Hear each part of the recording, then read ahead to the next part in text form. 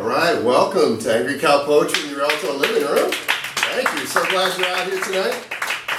So tonight's featured poet, Avery LaMar Pope. First time I saw Avery, I went to the B-side. And just cuz, who's back here, was performing along with a whole bunch of folks, but I think you were the only one I knew. And they're like, this looks cool, I'm coming out.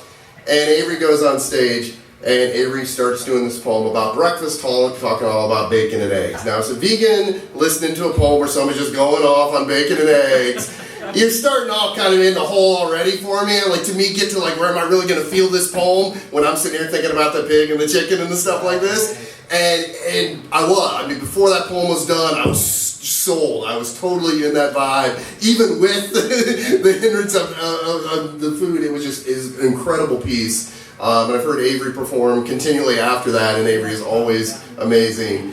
Avery is not only a poet, Avery is a singer, has a song out there. Avery has a book coming out, just released the cover and the title of the book, which she can let you know. There's roses in the title, and I cannot remember the full title right now. I should write things down. But Avery will have a mic in a second, or you can do it now, because I know you can clear a room without a mic. But a dozen roses and other flowers too. There it is. All right. Avery is an actor, is a playwright, directed a one act I went to see, which was awesome, and it had me think, like, I sent Avery a text afterwards. I'm like, okay, is this what really happened? And Avery's like, you gotta, but like in my head, because I'm thinking through it, I was like, wait a minute, I think this is just what I saw here. It was really cool. So, fantastic man of many talents. We're pleasure to have you here with us tonight. Please welcome to the stage, Avery LaMar Pope.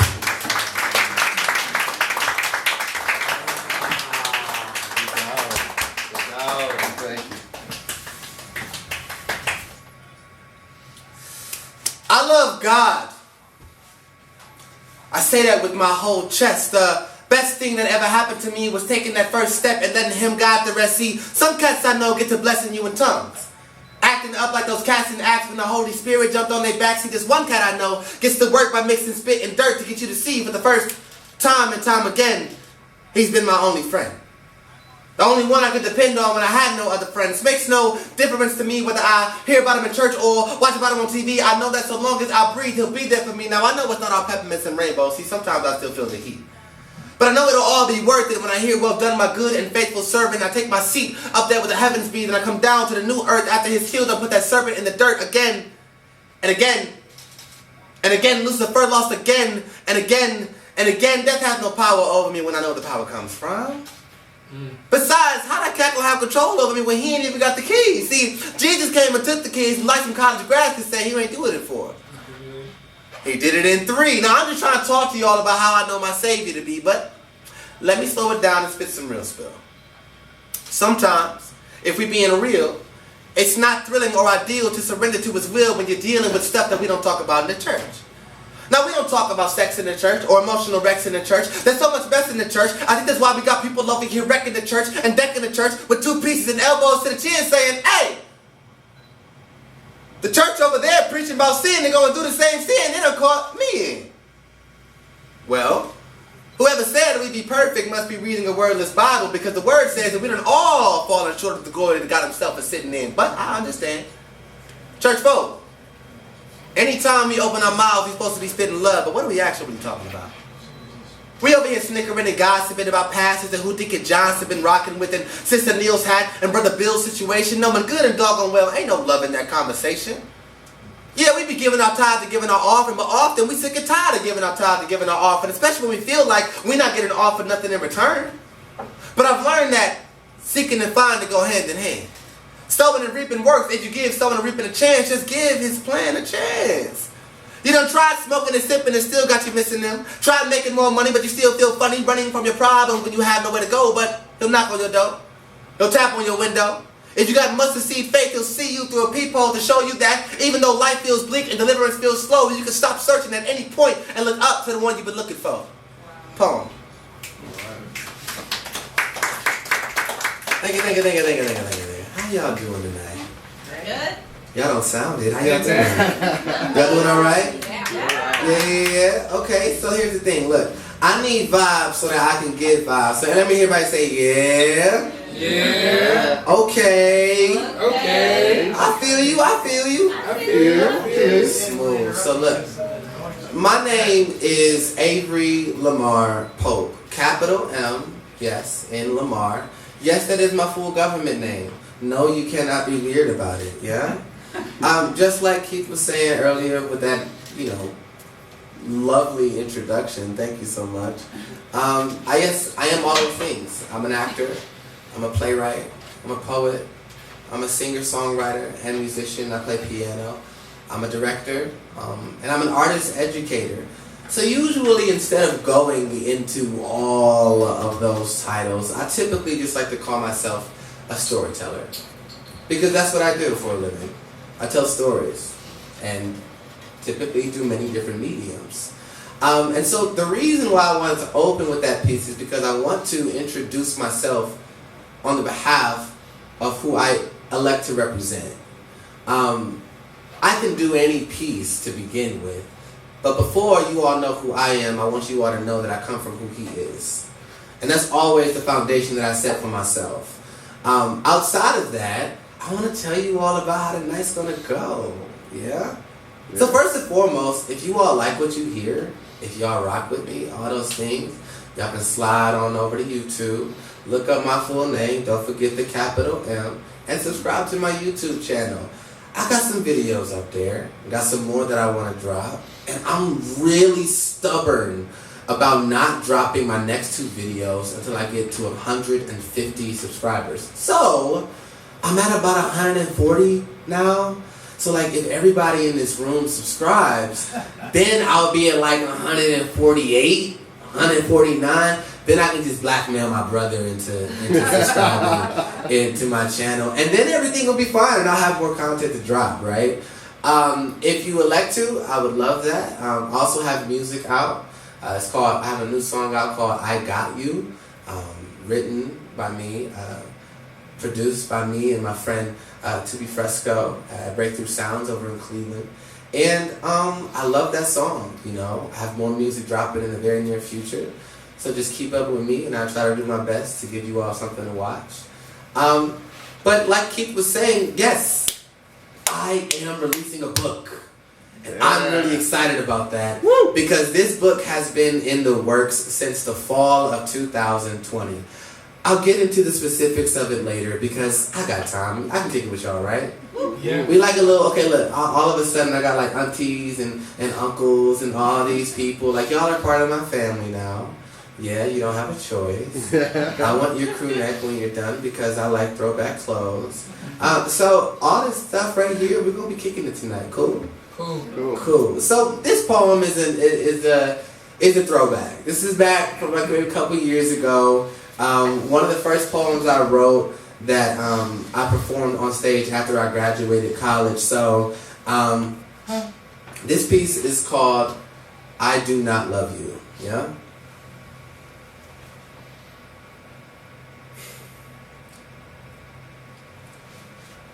I do not love you.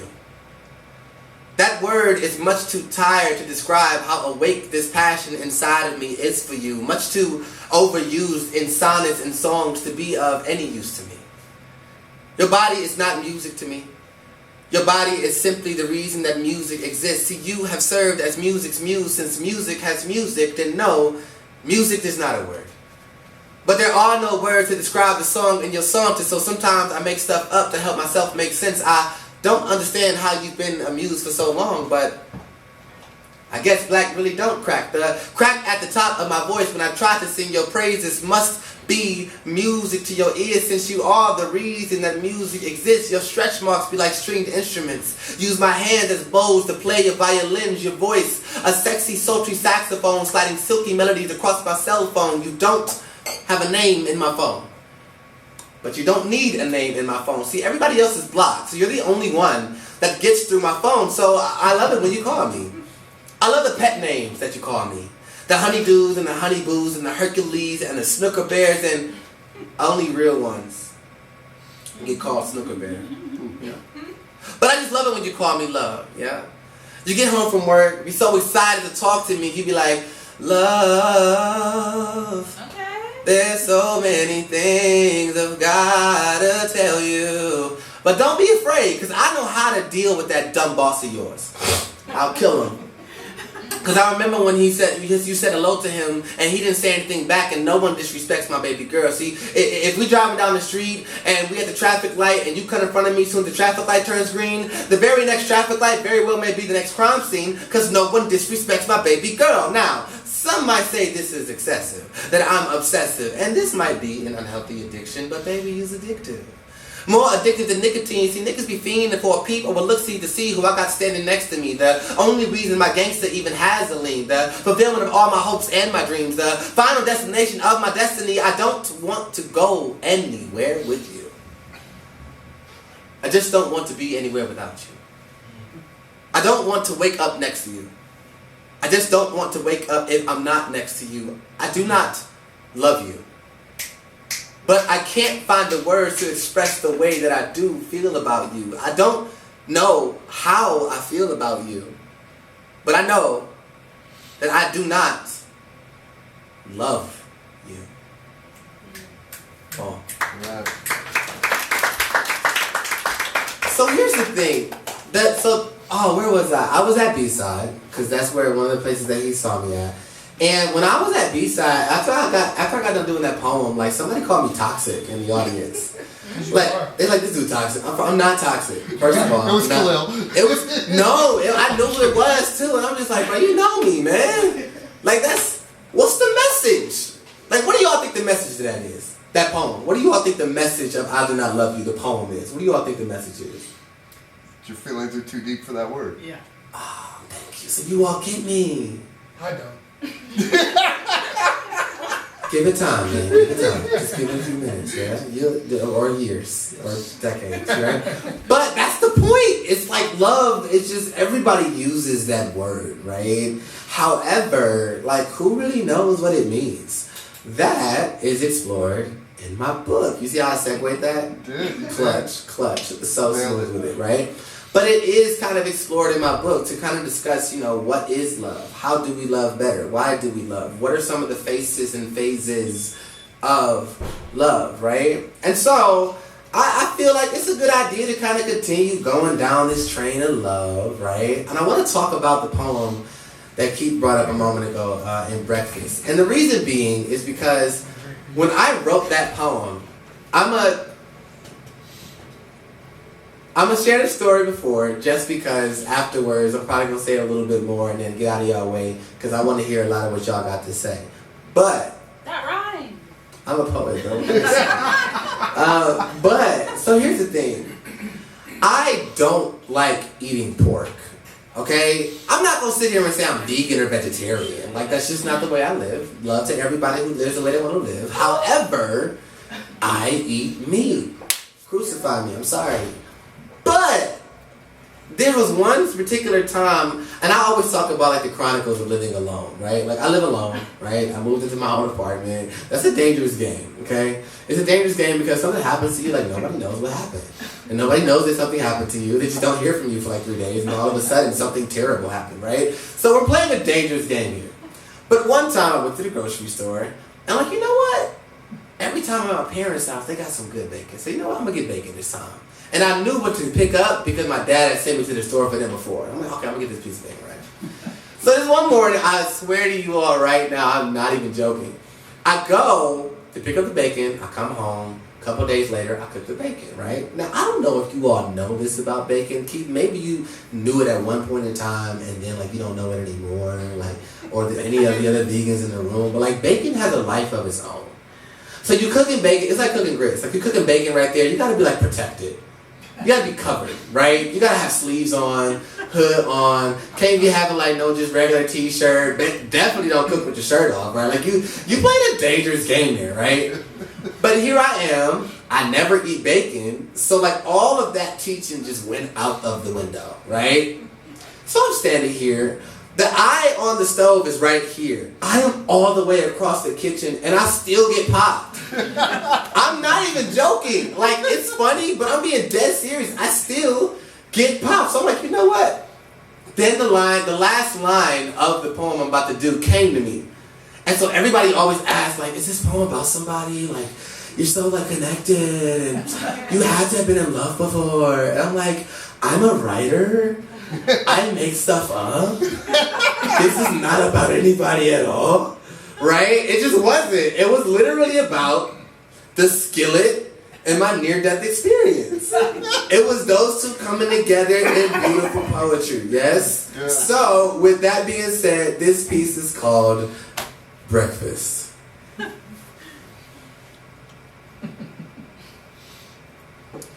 Stop laughing. I'm trying to focus.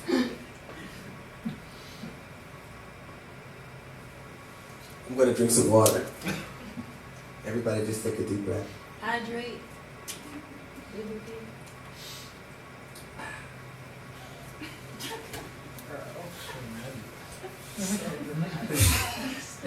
If y'all couldn't tell, I'm very comfortable up here. Like, I'm chilling, okay? Okay, here we go.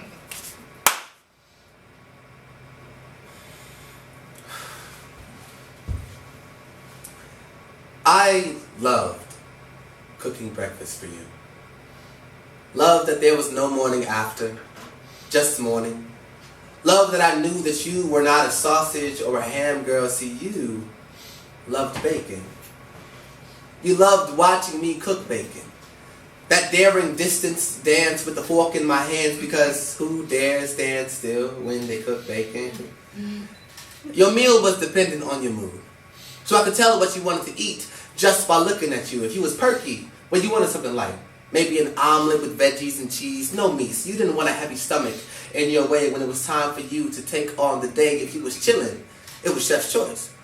I could whip up whatever I wanted in the kitchen, and if you were brooding, eyebrows furrowed, and disposition burrowed deep into the earth of your feelings, I knew you wanted something hearty, heavy, like your heart, so you could slosh around the house afterwards and sleep the pain off. Often, we'd eat in silence.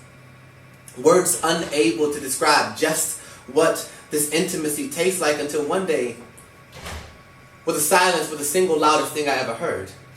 Louder than the scrape of dining room chairs away from tables across hardwood floors. Louder than when bumpers kiss bumpers in traffic and orchestras of horns spilled out of trucks, coupes, and four doors. Louder than an unanswered knock on doors on a vacant corridor. That morning, my knuckles echoed your name through your wood, and you were nowhere to be found. Turns out, you were on a date across town. And while I know you are no stranger to breakfast date, I also know that you are not used to a stranger cooking your food. See, they don't know. They don't know that you like your cheese on top of your eggs and not scrambled throughout. They don't know that you like your pancakes burnt around the edges. They don't know that you like your bacon slow cooked and crispy, which is why cooking bacon for you was always a risky thing, because I had to get it just right. And I always got it just right. And this stranger, tucked away in some industrial kitchen, doesn't even know your name. The man sitting across from you doesn't know that you hate French toast, but you ate it anyway because he paid and you didn't want to be rude, and you've always been so considerate. Can you tell that I was cooking breakfast when I wrote this poem? It's almost like I can't cook breakfast without thinking about you. Like, you are the most important meal of my day. You are the only diet for my thoughts. My mind feeds off of memories of you. Your smile sticks to my eyes like hot grits on skin. I'm reminded of you when I hear the ding of the ovens when the biscuits are done. I hear your voice every time I hear the ding in the oven when the biscuits are done. And I'm reminded of you every time I eat my sister's baked apples, how you were sweet, soft, tender, and warm me up just like the coffee you never finished. One time, before my brother and I went out for the night, I cooked us breakfast for dinner, because who doesn't like breakfast for dinner? And when I arrived at the party, I saw you there. And as I watched you from across the room dancing, I continued on doing what I do best. I loved you like I cook bacon from a distance. Thank you. Yeah. So that's that piece, right? Like, and again, at the event that Keith saw me at, he's like, I was walking out of the spot, and everybody was like, "Where's that? Like, there's somebody that." Okay, we were arguing about this over there, and we were just wondering, like, who is this about? Is this about somebody? And I'm just like, what do you think? Like, I love being like, kind of like, you know, mysterious about it. It's like, I don't know. What do you think? Because I feel like it feels so real. And in my head, I'm like, okay, I could probably write a little bit. Okay, so we're in the right field. So that's the poem that I knew I had to do tonight, just as an homage to my boy Keith, man. I just felt like I had to. In a moment, I'm about to get out of y'all way. Like I said, if y'all like what y'all hear, subscribe to my YouTube channel, Avery LaMar Pope. Capitalize that M. Don't be weird about my government name. That's just like, you can't get my social. No, you can't. You can't get my driver's license number. No, you can't. I got it for sale if y'all want. You just not have it. Whatever he is selling you, I wouldn't buy. He's lying to you. But I'm going to get out of y'all way. Thank you for kicking with me for a few minutes. I will be back a little later with some more work. I hope y'all rocked with me for a moment. And I'll see y'all in a little bit, okay? All right. Smooth. All right. So please welcome to the stage, Amaya. Hi, my name is Amaya. I'm an actor, new to writing, but I mostly like to play pretend and draw for a living, which, both of those things, I am very good at. Today, I'm going to share one, maybe two, I don't know. We'll see how I feel after the first one. But the first one, it's a sappy love poem. No, I've never been in love either. But I like to imagine or write what I think I would write if I was in love. But yeah, this one is called I Want to Give You a Kiss. Oh, that's so cute. Look at that. See, I knew she should have went first. I want to give you a kiss. I stare at your lips. I don't know if you notice, but I often wonder how they would feel. Part of it is pure curiosity. The other part is actual feelings. I want to discover the meaning of happiness on your lips. I want my mind to go blank. I want my heart to shake. I want the whole shebang, and I mean bang. Yeah. Because that's how my heart feels when I'm around you. Corny, I know. But I'm an anxious mess around you. Your mere presence is like an unwanted kick into overdrive. You're like a rushed cup of coffee. A single shot of espresso that I would really like to lay my lips on. I want to give you a kiss. Poem. Yeah. All right. That is my first one, and the second one is actually kind of sad. Oh man, are you okay with that? I'll do my best. That's valid. I wrote this after my best friend died last year. Well, no, I didn't even write it after she died. Like, probably maybe a couple of months ago. But it's called I Got Beef with Death. Last year, life was going great. I was making money, got a brand new car, and finished up my first semester of my senior year. Life was going great. Now, I didn't know what I did, don't know what I said, what could have possibly given reason for death to take my best fucking friend. Death ripped my heart out of my chest, put it in a blender with a dash of milk, maple syrup, and maybe a little nutmeg, and fucking ate it for breakfast. I had to figure out how to keep going without my heart. My twin flame was put out, and I was no longer warm. I felt dizzy.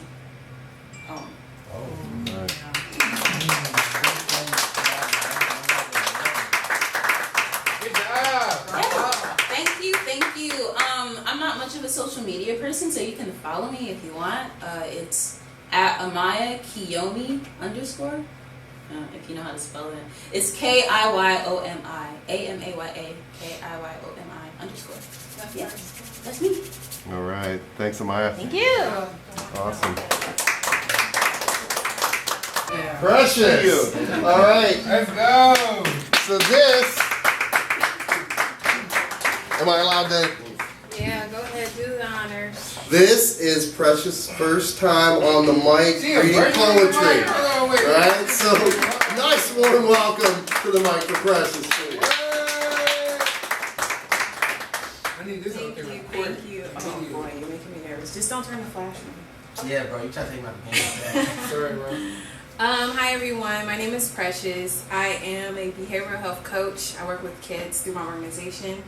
What's your organization's name? My organization is called Acacia Park. It is a wellness organization focused on improving the mental wellness of youth and young adults in urban communities. I write poetry just to vent, really. I never really shared it with anyone. We're here for it. And my friends kind Shout of out. convinced me to come up Yeah.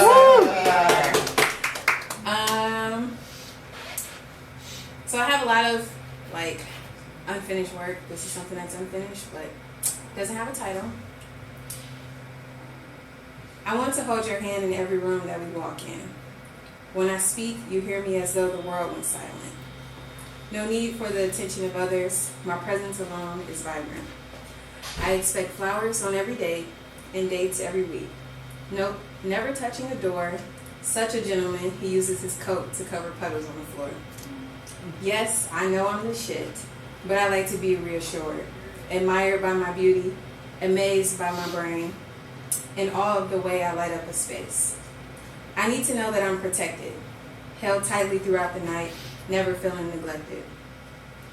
I need you to understand that my wounds are still healing. So my triggers may cause me to go silent or react, but I'm working on that. I want to be one with you. We pray together, welcome God into our relationship. I want to have my first son with you. Never bored, every day is an adventure with you. Comfortable to be vulnerable, flipping my deepest, darkest secrets. Inside out, with you is a safe space. Yeah. Right. Yeah. Baby's first time. Baby's first time. Baby's first time. All right, next to the mic, we have Just Cuz. Please welcome Just Cuz. Hey y'all. Hi. I'm not even finna play this microphone. Y'all can hear me. I know y'all can. So we're just gonna go with that. So Avery likes to point out this poem about waffles. So that's what I'm finna say. Yeah. Did the waffle poem? Yeah. Treat me to breakfast after this. I told you for real, bro. I need to shoot that video. So I'll take that out for sure. All right, cool. Where is it? I need to find out where it's at. Okay, so the poem is actually called Pancakes. It's not called Waffles, just so y'all know. He's wrong. But whatever. All right, cool. I should have known we wouldn't work out, because I like pancakes and you like waffles. You know, I thought I liked waffles for so long, and everybody knows that a stack of pancakes beats a waffle any day. Of course, when the squares are filled with syrup and soaked into the waffles, it's good. But when pancakes absorb that syrup, you got a little bit left to still dip your pancakes in, it's great. And speaking of Tony the Tiger, you were the type to choose Cheerios over Frosted Flakes. How dare you? Be more honey than frosting? Maybe all that frosting ain't good for me, but fuck it. I like the way it tastes. And I guess that's the same attitude you had when we broke up and you settled with him. Or maybe the same attitude you had when you left him for me. Or maybe the same attitude I had when I would choose breakfast with her over dinner with you a year into that. You know, maybe talking about breakfast at 8 p.m. in a poetry session ain't good for me. But fuck it. I like the way it tastes, eating pancakes, because man, I love pancakes maybe just a little bit more than I loved you. I love grits with salt and butter, because I got low blood pressure and can afford the extra salt. Shout out to my grandfather for those jeans. Shout out to your best friend for lending me hers, I promise. I promise this poem wasn't meant to be like this. When I first wrote it, I wasn't going to talk shit. But forget it. All these pancakes I can eat now, hella syrup left on my plate only makes it right for things to get sticky. Kinda like our relationship. Kinda like his hands on you. Kinda like our relationship. Kinda like his hands on you. All factors of why your waffles and my pancakes had to be apart. We had 2 different plates. Ate breakfast at different times. Dinner was our only date. And then we make like waves apart. But you know, what doesn't ever part? Pancakes dipped in syrup. And I think that was the difference. You kept syrup in your squares, and I let mine drip all over my plate. I'll admit, I am a bit messier than you, but at least I enjoy the ride, or meal I should say. I like licking my plate clean, but you knew that already. You knew that was coming, just like you knew you always would be, maybe. That's why you only wanted dinner. For dessert after, we can never go out for breakfast. But it's cool. I'm a scrambled eggs type of nigga, and you more of a sunny side up type of chick. I never liked half done shit anyway. Another reason why I choose pancakes over waffles. Sometimes you can't tell if a waffle is done until after you bite into it. And isn't that the perfect analogy for our dynamic? You couldn't tell that we were both done until we were torn apart. We both like syrup, but we just handle it differently. And it took a while to learn and understand that, but now that we finally do, I want my damn easy griddle back so I can make pancakes for breakfast tomorrow.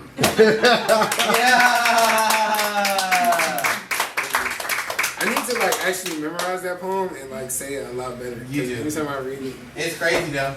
Thank you, I appreciate that. Do the one about wrestling. Wrestling, WWE is a banger. Hold on, Do wait. that one. I forgot about that one. I don't have a table of contents in my book, and it would just make sense to have one. Because, to be honest, I don't know where any of this stuff is. I'm just flipping through, hoping I remember where. Alright, cool. So this one is called WWE. Wrestling demons right around midnight became a practice for me. Once the sun sets, this little light of mine grows dim. I get lost between sheets and shadows and always find myself grim. Stomach and body growling. Hunger has always been my biggest enemy. When it's not hunger for food, it's hunger for a body. My tongue can't rest without sliding over skin that isn't mine to own. My arms can't rest without caressing and pulling body parts that aren't mine to hold. My hands can't rest until they've dug a hole 6 feet deep for my spirit to crawl into. Tell me, what profits a man to gain the whole world and lose his soul? I have to ask myself this after asking God for grace, begging forgiveness before sunrise. I used to clean my sheets early in the morning, washing away the sin before my Savior came in the evening to rescue me from this hell of a mind state. And what a beautiful goddess she was. She never hung on the cross, but I carried her around my neck like a Jesus piece, laid her on the table when I decided to give way to my transgressions, and prayed to God to give her back, once I got back to my senses. I realized too late. I was never really hungry until I had already eaten what wasn't good for me. You see, this stomach of a flesh always seems to be empty. Never full, never satisfied, a bottomless pit of desire. I've sparked fires, made lakes out of lust, went swimming and still couldn't cool this passion. These demons make a mockery of me. I drown myself in holy water, hoping to leave them on the altar, mark my forehead with oil, call my body a sacred temple, throw my sins away into yesterday, drop down on my knees and pray myself out of adultery, and pray myself into innocence, and light an incense to burn away all the stupidity and ignorance. And I go back home just to see them waiting on my front porch. And I'm tired of this. So I throw up my hands and we fight again and again and again and again. And one day, I know one day I'll win. But for now, I guess I'll call them over again tonight. WWE.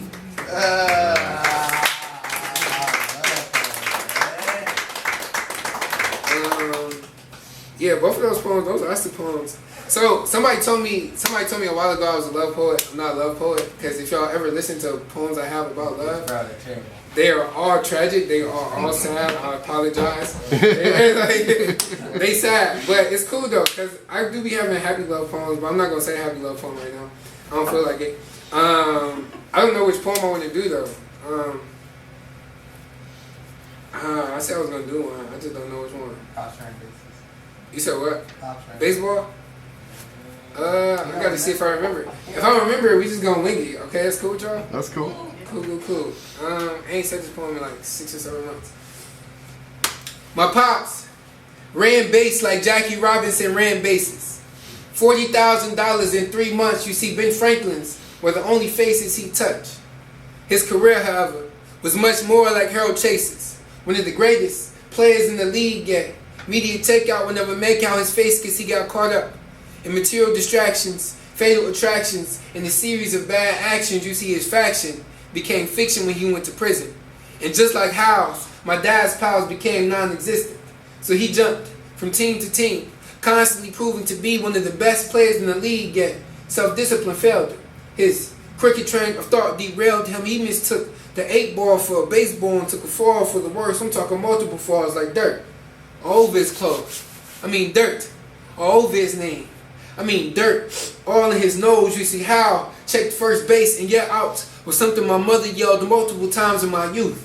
See, truth was far from his heart. Even with the stadium lights on, it was still like he was stuck in the dark. You see, the bat my father used only aimed for my mother's head and forget how to park and knock out of sanity. Vanity is one hell of a steroid.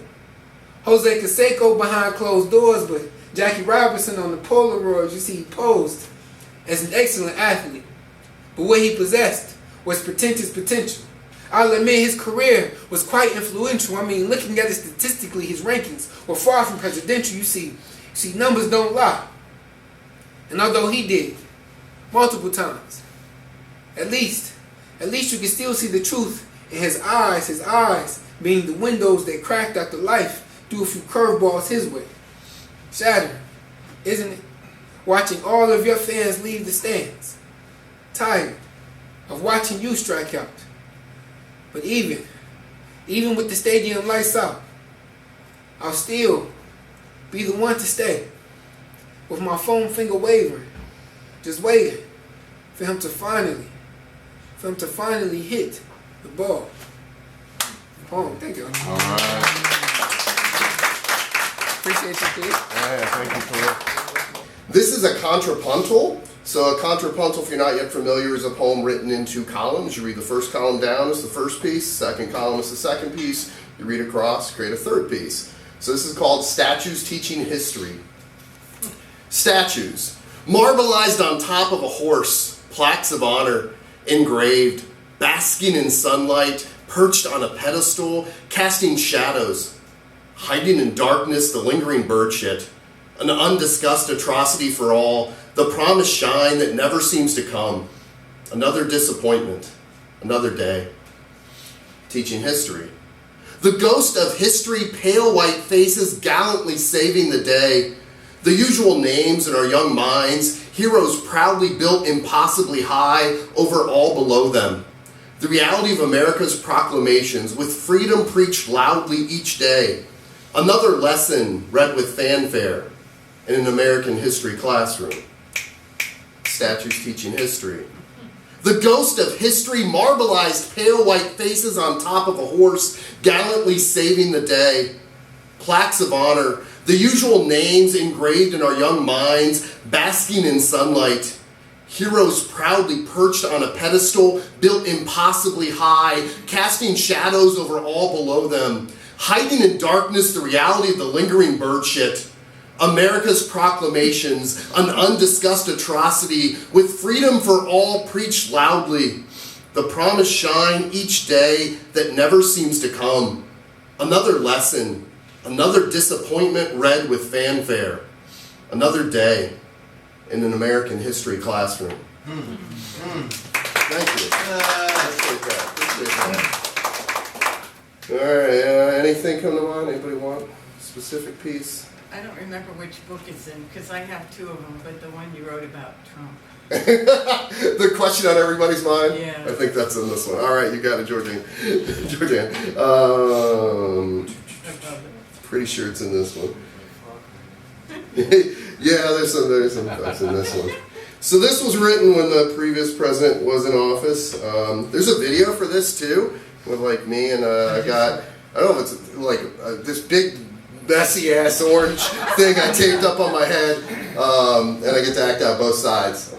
The question on everybody's mind, on request. Mr. President, a question I'd like to pursue. What the fuck is wrong with you? Every time you open your mouth, the words are untrue. What the fuck is wrong with you? At the victims of a hurricane, paper towels you threw. What the fuck is wrong with you? $70,000 for the hairstyle of a cockatoo. What the fuck is wrong with you? 26 sexual allegations you claim all are untrue. What the fuck is wrong with you? While grab 'em by the pussy is what you do. What the fuck is wrong with you? On Hurricane Dorian's map, with a Sharpie you drew. What the fuck is wrong with you? In my great and unmatched wisdom, your mouth did spew. What the fuck is wrong with you? Racial diversity training you try to subdue. What the fuck is wrong with you? You mock the disabled, so I ask anew. What the fuck is wrong with you? Windmill noise causes cancer, believe me, it's true. What the fuck is wrong with you? If she wasn't my daughter, we'd probably screw. What the fuck is wrong with you? Liberate Michigan, let the violence ensue. What the fuck is wrong with you? Rake your forest to keep fires from coming through. What the fuck is wrong with you? Bleach injections will make you feel brand new. What the fuck is wrong with you? Stand by, Proud Boys, wait for my cue. What the fuck is wrong with you? The only question I have hitherto is, what the fuck is wrong with you? I hope we can scrape from the office the residue of whatever the fuck was wrong with you. Thank you. All right. It's a fun one to read. Thank you for the request, James. That's a banger. Thank you. All right, so now, to finish off the evening, we have the second set from our amazing feature. Please welcome back to the stage, Avery LaMar Pope.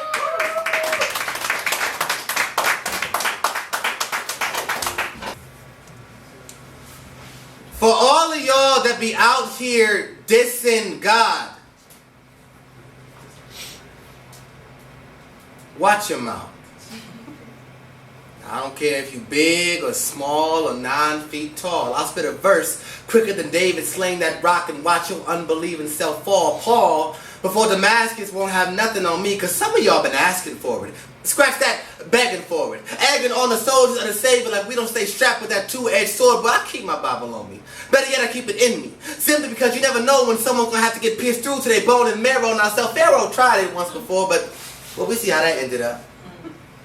He got stuck sipping the sea that had just opened up. Aaron and Miriam tried it with the same dude. Then she got leprosy and put in time out like she was in grade school. Save you? But y'all so blessed to have Jesus, because it couldn't be me. If y'all was Peter, I would have let Satan sift you as wheat. I wouldn't have prayed for a thing. That's what I mean when I say we so blessed to have a gracious king. So to anyone listening, know that this is nowhere close to a joke. I don't play about God, bro. I want all the smoke. And for some of y'all uncircumcised Philistines, I'm a lot closer than a stone's throw. I swear I'm heated like Shadrach, Meshach, and Abednego. I swear I'm heated like Shadrach, Meshach, and Abednego. And for some of my believer friends, y'all better have the same fire under you. And if you don't, I ain't gonna hold you. I got beef with you too. But for those of us that say God is this and God does that, if it's not in the Bible, it's nowhere close to a fact. Now, we done got caught and stuck in this little regimen of falling in love with all the love in the New Testament. But since some of the sick stuff y'all say needs some potent medicine, I think y'all should look back at the Old Testament. Now, sometimes I feel like God should do y'all like the people of Korah, or put fire in me so I could burn y'all like Sodom and Gomorrah, but ain't gonna be no pillar of salt. I saw the tongue out of your mouth if I knew that all you was gonna do was talk and talk and talk and taught you should know that your words have power, but when I look at you, all I see is a babbling tower. You spend hours chatting and slapping your knees, you're cackling heathens, you're thieves, stealing breath from God's grace each time you breathe. I swear you steal breath from God's grace every time you breathe. Now I got righteous rage in me. Ain't no cage in me. Get that smoke out of my face because there ain't no sage in me. Now this ain't a threat. It's principle. But both are heavens, and keep this in God. You'll see I don't make threats. I make promises. Now you can blame it on the church.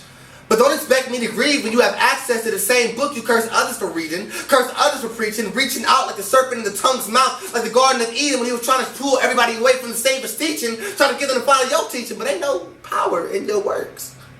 Ain't no life in your words. And trust me, when he comes back, every knee's going to hit the dirt. Now, trust me when I say that this ain't coming from the church. Now, I ain't saying you got to believe. I ain't saying you have to be free. I'm saying watch how you talk about God around me. And before you say who hurt you, I'll make you tell the truth. You know good and doggone well if someone was talking about your friend, you take offense to it too. Oh. So, how y'all doing tonight? Great. Y'all cool? All right, we're cool. Here's the thing. We all have the choice to believe whatever we want to believe. There ain't no question in that. And I respect everybody's belief, everybody's point of view. But you can disagree without being disrespectful, right? You can disagree without being disrespectful. So I wrote that piece because I heard somebody else perform a piece at B-side that I just felt was disrespectful. I'm like, you don't have to believe in God, but you don't got to start cursing his name. Like, that's a whole different conversation. Cause now I'm upset.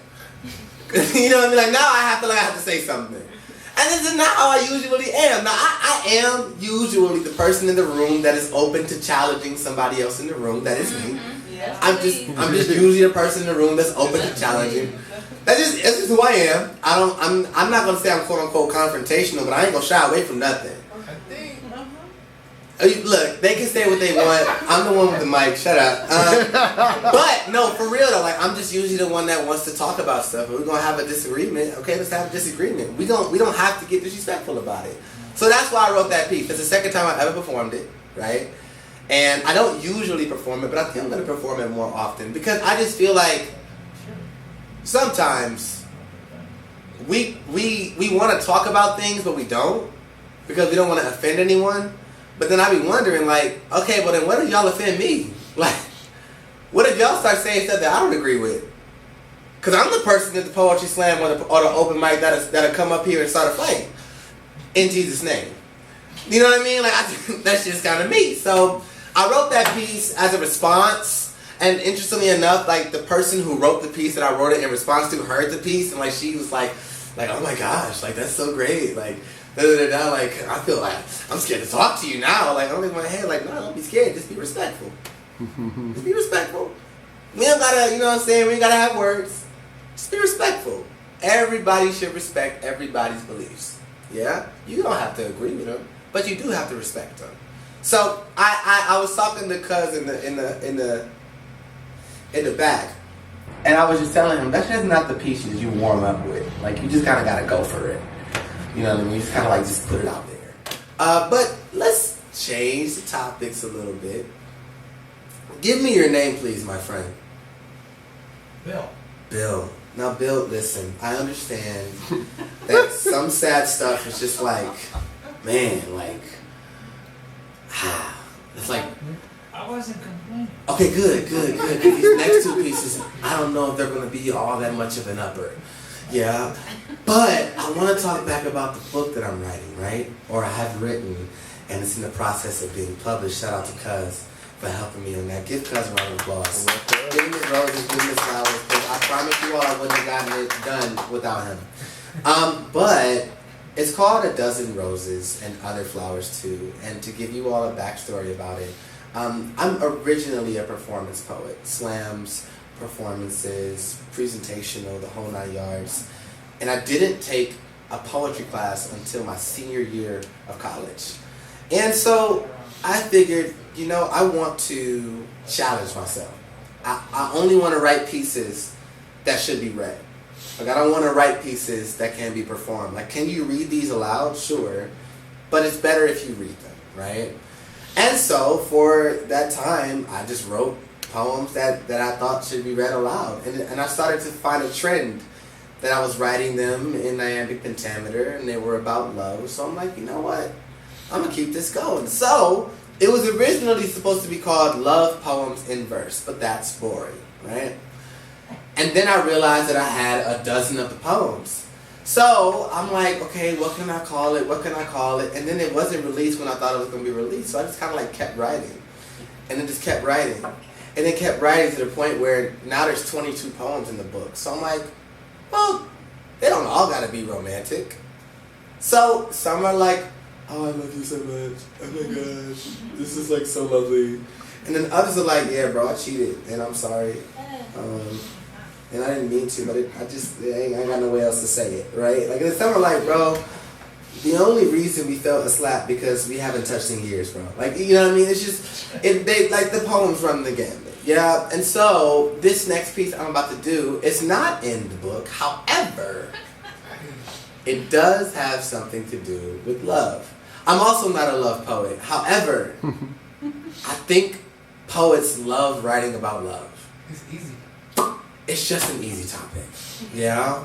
Because none of us really know what we're talking about. Like, because what is love, right? Like, nobody really, like, we think we know. We don't really know what's going on. So, this piece is called Ready.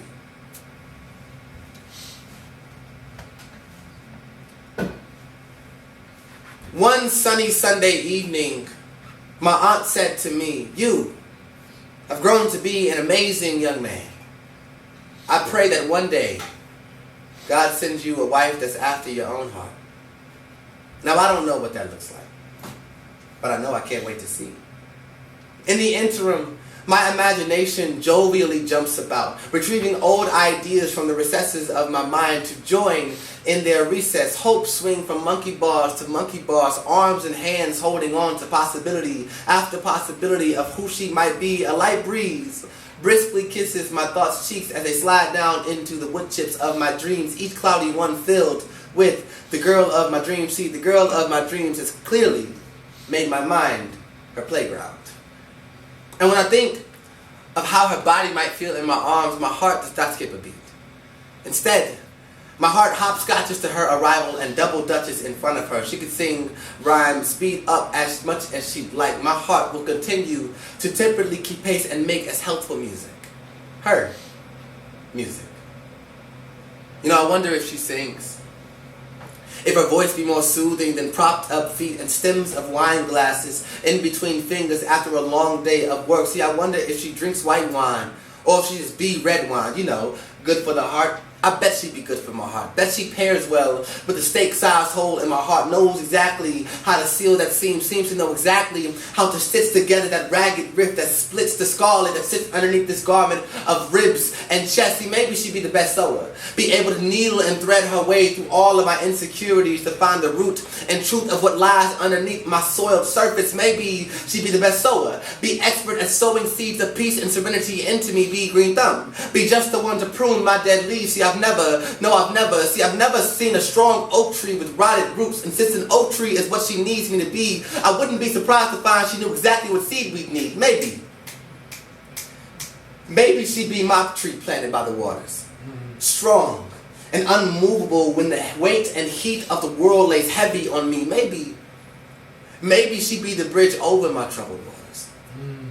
Or the life raft that pulls me to safety. And lately, I've been wondering whether or not I deserve a woman like that. If a sinner like me deserves a blessing like she, if I deserve to be her knight in shining armor, when most knights strip my shiny armor away to reveal a scared little boy who doesn't know if he'll ever be man enough to fulfill a woman's needs. His woman's needs. Doesn't know if he can be her backbone. Doesn't know if he can keep her heart safe, because if the 5 ribs that he has failed to protect his heart, how can he be worth the one that she is? How can he complete her when he's still incomplete? Unfinished, unpolished, rough edges edges still needing sanding, hot temper still needing fanning, deliverance from sin still feeling like it's pending because his guilt just be like shipping and handling. It just makes him pay and pay and pay. Bright days to late night terrors and roadblocks of regret stand in the way of him ever receiving any rest. So it's best that he just stay awake. Meet his shortcomings face to face. Face it. He is not ready to be a woman's answered prayer. Shoot, his petitions to God feel like the Bermuda Triangle somewhere. Shipwrecked. He's a shipwreck. So how can he have a woman that's after his own heart when he has clearly failed to look after his own heart? Oh.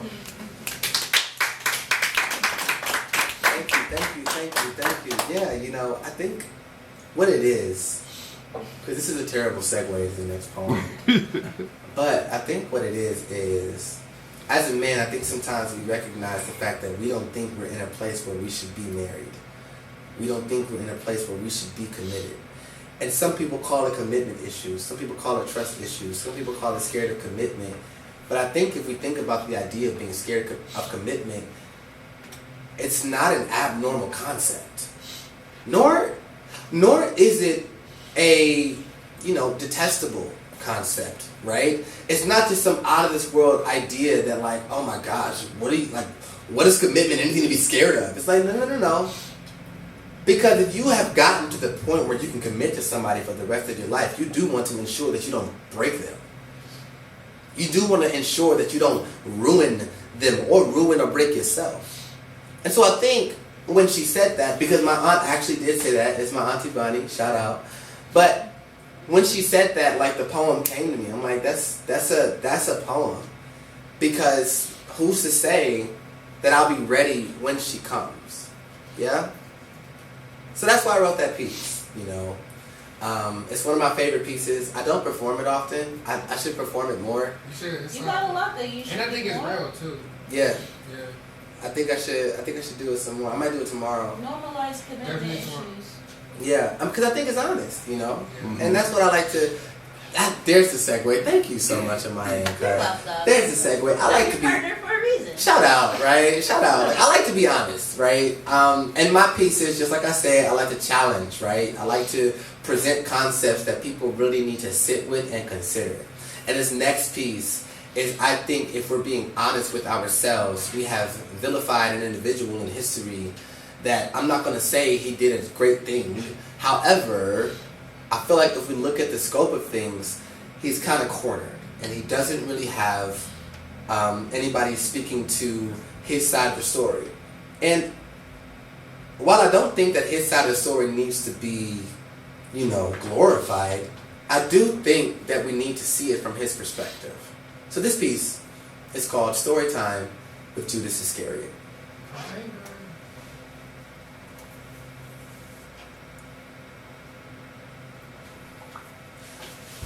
I get such a bad rap. When my name enters your mind, it exits your mouth in a snarl, a snide smirk, a chastising chuckle. Could it be me? I can't believe he'd do that. You say I was fake from the start. That snake never had to enter my heart, that he was there from the jump. You jumped to my conclusions as if I had this plan from the opening chapter. Funny. You have access to the entire book, so you choose to write my story. Judas, the betrayer. Leave it up to you, that's all I'll ever be. Judas, the betrayer. You forget that I was a disciple first.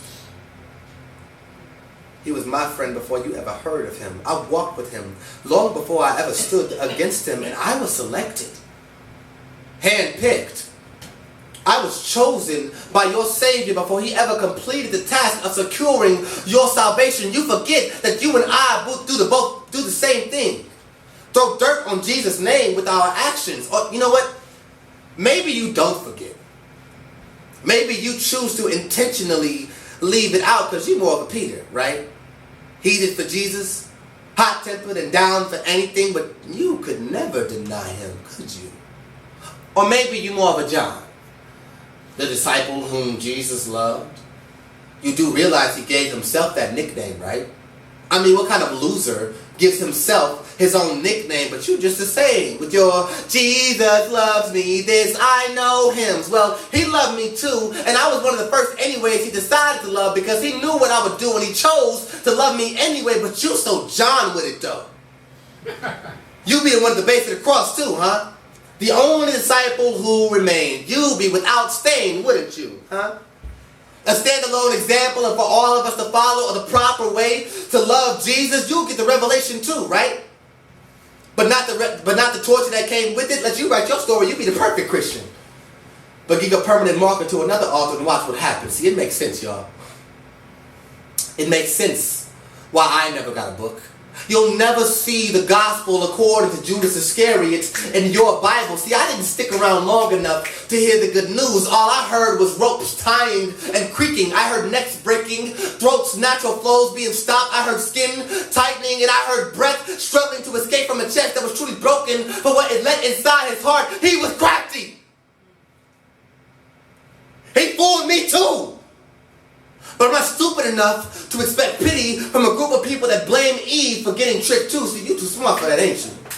You've never sinned before. Never turned your back on him. Never closed the door. No, I'm the only one to commit such a heinous crime. Yes, I'm the sacrifice.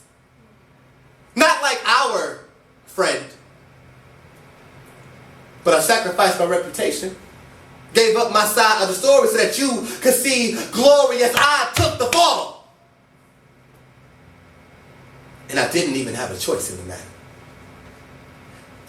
You know, it breaks my heart to know that I was destined to break hearts. So I guess that's how it was so easy for Satan to enter my heart. He just walked through the cracks. And now, you get to sit back and curse my name, neglecting the fact that we both betrayed Jesus. We just do it through different acts. And I didn't have to write your story for you to know that much is true. Poem. Woo! So that is Storytime with Judas Iscariot. I like that one. Thank you, Amaya. I appreciate that. You know, You should do that one more too. I should. Well, I just wrote it recently. Really? Yeah, like I just wrote this piece like... It's Lent. It's Lent. Oh, Bill, that's ironic, bro. Why? That's just real. Like that's just... I didn't even recognize that. Yeah. Oh, okay. Dang. It is Lent. Man, I should perform this tomorrow. No, but I think that honestly... I think it's just a conversation on... Especially if we look at the Bible, we judge so much. We judge people in the people of Israel. We judge Peter. We judge Judas. We judge all these people. Like one thing that always gets me is like we judge Peter for denying Jesus, and it's like, well, hold on, like he just saw his best friend get taken by the authorities, turned in by somebody else in the squad, and they're all on the run. Because who knows who else they're coming to get. And then we say, you denied Jesus. It's like, I can't say I wouldn't have done the same thing. It's the middle of the night. And they arrested him during Passover. Like, bro, like, this is a serious situation. Yeah, he denied him. I'm not saying it's a great thing to do. But I'm saying have some grace. Have some understanding. Recognize the fact that you probably would have done the same thing, if not worse. So, I wrote Storytime with Judas Iscariot. And I don't think that what he did was a good thing, you know. But, I mean, let's just be honest. Like, he was a necessary variable in the equation of salvation. And so, if we look at that from that perspective, I mean, we can dislike what he did as much as possible. But if he was destined to break hearts, like I say in the piece, then what was he going to do, you know? So, Storytime with Judas Iscariot. So, you know, can I do one more piece? Yeah. I just want to know. I can't? Take your time, preacher. Take your time. I got one more piece. But before I do that, I just want y'all to know that one of the main reasons why I haven't been able to do all these new pieces is because I'm a part of this group that does all these shows, like Columbus, Cleveland. I've been to Akron with some of these folks. Like, we get busy, okay? I'm part of this group called the Sparrow's Fortune. And I like to say that we are headed and captained by our captain, Mr. Just Cuz over there. He's the one, the Sparrow's Fortune is his brainchild. Give him his flowers. I wouldn't be in the group without him. I wouldn't have done the things that I do without him, so shout out to him. Shout out to the Sparrows. I don't, honestly, if I could be real, I don't know when our next gig is. I'm a terrible... March 23rd. Shout out. There we go. Thank you very much. I was just talking to Mo about that this morning. Yeah, March 23rd. What'd you say? Spring equinox. Yeah, that. But I'm a part of this group called the Sparrow's Fortune. We have a website, thesparrowsfortune.com, yes. We do workshops for poetry. We go into schools and we have talks with people. We host workshops with Mocha most recently, yeah. We got 2 workshops, 2 adult workshops coming up. One is going to be, I believe, March 11th. Yeah. And another one's going to be like in the 20s at some point. I don't know. I got to look at the calendar again. Yeah, he got the calendar. I don't got the calendar. They don't include me on stuff. They just tell me where to be and I'll be there. But that's why I have been doing some of these new poems. But I really like them and I need to do more of them. And since I released a book, or I'm releasing a book, I guess I do have to do more open mics. Audiobook? No, I mean, sure, I guess. In time. But I guess I should do more open mics so that I have the opportunity to release the book, promote the book, market the book, and just give people, something to look forward to. Are you all enjoying yourselves? Yeah. Am I entertaining? I need external validation. Really. Much appreciated. So, this last piece, before I get out of you all's hair, is my friend. So I got a friend that's better than all others, who'll take me up when I'm forsaken by my father and my mother, won't leave me on the side of the road or kicked to the curb. He heard me screaming in the streets, unclean, unclean, and still loved me enough to lay hands on me. See, I've been sick for as long as I can remember. Tender kisses felt acidic because I felt love shouldn't visit a little kid like me. I can see 9-year-old me writing letters to a future me I knew he'd never read because I planned to never make it there. But I got a friend that's got plans to prosper. And no sin-blocked skin could ever conquer his intentions. Picture him mentioning me to our father saying, yo, I know the youngin's struggling right now. But I've been in his shoes before and all he needs is a friend. So that's how I met my friend. That was better than all others. But without further ado, let me introduce you to the smoothest dude to ever touch the green and blue. Rumor has it that he once went 40 days without drink or food. That's true. You can fact check the gossip in Matthew, Mark, or Luke. Is it true that he spit from the same mouth that spoke to knit the stars into the city of the sky, mixed it with dirt and opened the blind man's eyes? Why is that even a question? Go talk to the blind man with the blessing and he'll look up and show you the effects of God's size in the skies. If you ask me if my friend really died, I say yes, but I wouldn't let you cry because no tears should touch the ground that my Savior said he'd rise from. And then our Father iced him from head to toe in robes as white as snow, so pure and bright, so white, it would just embarrass the color of some fresh cheap Bezos. Please know. And the friend I'm talking about is so drippy, he could sleep on the back of your boat and drool and miracles would spill out of his mouth. You could sing at him or touch at him and gifts will still pour out. He could bless you with his back turned, heading to someone else's house. Don't care if it's feeding 1,000 times 5 or crashing a wedding to turn water into wine. My homie's been drippy since before the beginning of time. Yes, he's so divine, taking strides on the ties of the sinner formerly known as Simon. Signs and wonders left me wondering how the one of a counselor found any worth in me because I'm not worth it, see? But the Lion of Judah, he just lined up all my life before the eyes of the Father and said, yo, he apologized. He's the reason why I died, so that nights wouldn't grow longer and pain wouldn't grow stronger. And even though he has our spirit in him, he's still flesh and blood, so sometimes he hungers for the wrong thing, so forgive him. My Father knew that the end was coming before the beginning began, and he still turned the pages of the book. He took all my sins, all the times that I would slip, and he put it on his back, and he got whipped. and whipped and whipped. My homie's skin was ripped. It ripped. It ripped my homie's blood. It dripped. It dripped. It dripped just so that I could live and live and live. He gives me grace, love, and peace. He speaks to my thundering storms and they just cease. Now I have good reason to believe that whom the sun sets free is truly free indeed, because he did it for me. Emmanuel went down to hell and took the keys. He snatched that sting clean from the enemy. When we were the seed of a seed of a seed, it seemed like the devil's plan was working.